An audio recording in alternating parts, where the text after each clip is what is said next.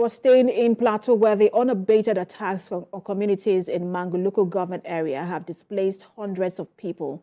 Now, what is sad is that this set of displaced persons are now struggling to come to terms with the reality of their present phase of life. Now, the once peaceful Plateau now has temporary designated camps across the state. But the focus now is how to ensure the displaced persons are provided with necessary relief materials to survive.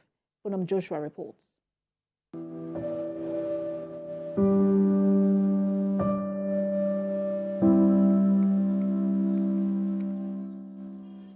This is one of several temporary camps for persons displaced after gunmen struck.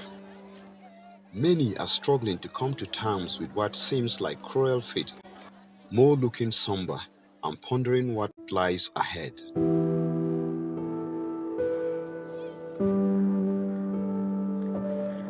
We have about 100 children and women, but we also have people scattered around the town, and they will be in thousands. Normally when there's a crisis like that, they move to a place they feel they will be safe.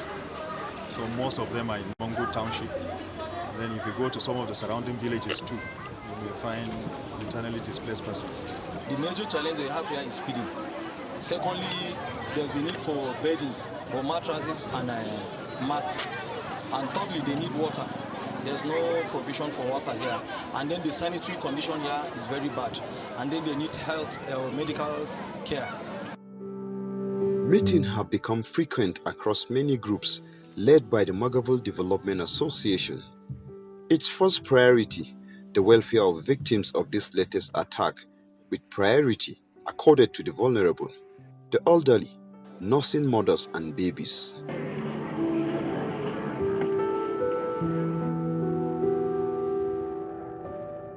Around 12 noon, a call came in to Yozamu Gamadaku that today we're going to finish you all. And the man took it lightly. But before then, there were rumors going on. Suddenly, as it was happening, that was at Dumunan. From there, they gathered. Before 4, 6, 8 p.m., I got a call. I was in Jos, that everywhere is catching fire. So I start my car. I arrived the scene at about 10:45 p.m.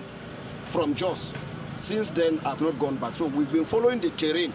In Boy alone, about 40 people were gone down that same night, both women and children. They come pursue us, consume all our, what we plan, what we gather for our living. They just destroy them, everything. See our house, see our houses. They destroy them, nothing. Our goat, everything. They pack up, even food in our house. Even this Maggi, they pack them, go. As I'm talking to you, we have lost about 32 major villages. It's not just local village. We have lost more than 270-something people. The ones I buried, I know they are over 120.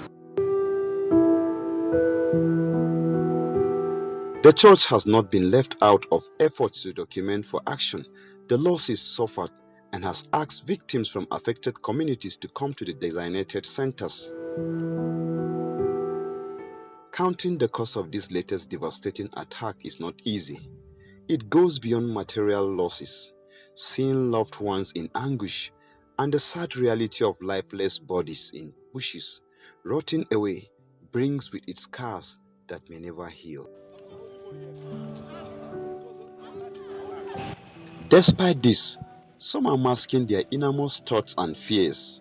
They have gone back to what was once home to practically pick up the pieces of what was left of a life that they may never know again. This is another grave site where people killed on Friday 19th were buried, 7 of them in number. The attacks may have halted for now, but the guarantee that it will not happen again or elsewhere cannot be guaranteed.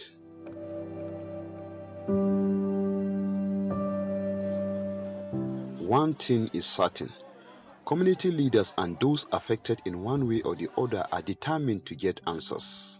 We can feel the impact of the security people around us. So we feel we have been abandoned, we've been left alone. We don't have anybody to care for us. But we're determined. With the little we can do to make these people comfortable, we'll do it.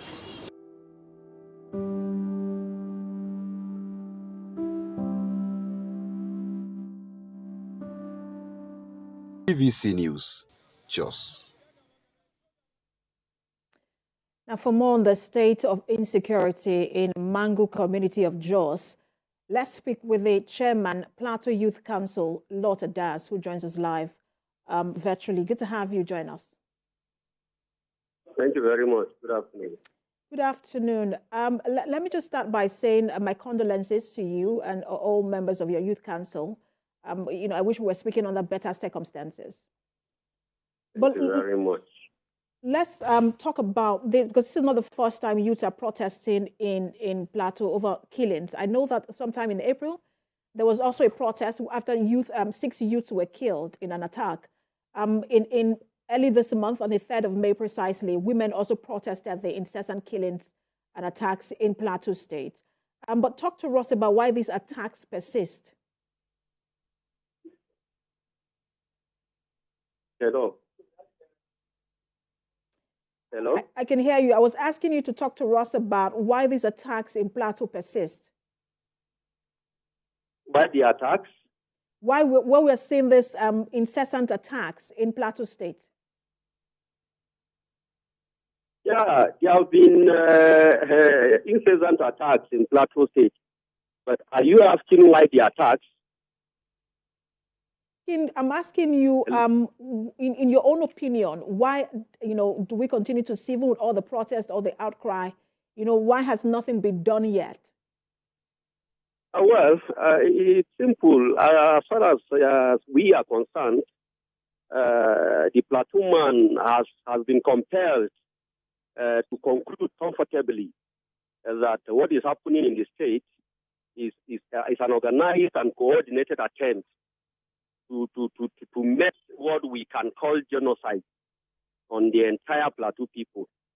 It is a genocide agenda to wipe off completely the Plateau man from the surface of the earth. But because Plateau State is not the only state recording these attacks, but I want to ask you particularly about this Mangu local government attacks. What are you hearing from security agencies in terms of investigation? What has been, and their attempts to provide security for that local government? We wish the security agencies, especially the STF, are talking to us. Constitutionally, it's the STF that is saddled with the responsibility to provide immediate and prompt response in situations of attacks. Our story in Plateau State is quite pathetic. We have been neglected by the same security agencies, especially the STF. The headquarters of Operation Safe Haven, which covers, I can say, 3 states, because Operation Safe Haven covers 2 local government areas in Bauchi State and the whole southern Kaduna State, and then the southern Kaduna part of Kaduna State, and then the whole of Plateau State. And the headquarters of the Operation Safe Haven is in Plateau State. So we would have expected that if there is any community in Nigeria or in this part of the country that is supposed to be safe, it is supposed to be Plateau communities. Because of the proximity of the STS headquarters to our communities. Unfortunately, it is in Plateau State that the attackers have more field day to operate, to carry out their attacks. And as a matter of fact, we have been compelled, we cannot help it but conclude and assume conclusively that the STS especially are complacent. Why? Because sometimes we get security alerts, we get security tips that there is massive mobilization of Fulani militias, and the plan is to attack certain communities. And then we don't have such information. As soon as it gets to us, we forward it to the appropriate authorities, especially the STS. But we never get to see any response from the STS. And even when the attacks begin to happen, and then we put across a distress call. You never see any of them come around until when the attackers are conclusively done with their operations and, have left. That is when you begin to see, the security personnel, the STF personnel especially, coming around. So we feel there is a kind of compromise. There is serious complacency on the part of the STF. And as Plateau people, I can tell you for free that we are not just beginning to lose confidence, but we have totally lost confidence in the STF, especially under the leadership of the present commander. His disposition is not a friendly one at all. So he doesn't seem to even have that. Mr. Das, let me come in here because all right, Mr. Those are very strong allegations to make, but I also understand that, look, the people of Plateau right now are grieving because this is not just Mangu local government. I'm sure there are people around that state that also have relatives in that particular local government. Thank you so much for talking to us. I wish we could talk more about those who are now in IDP camps, but we'll have to leave it there. Thank you for talking to us. The Plateau Youth Council, Chairman Plateau Youth Council, Lot Adas.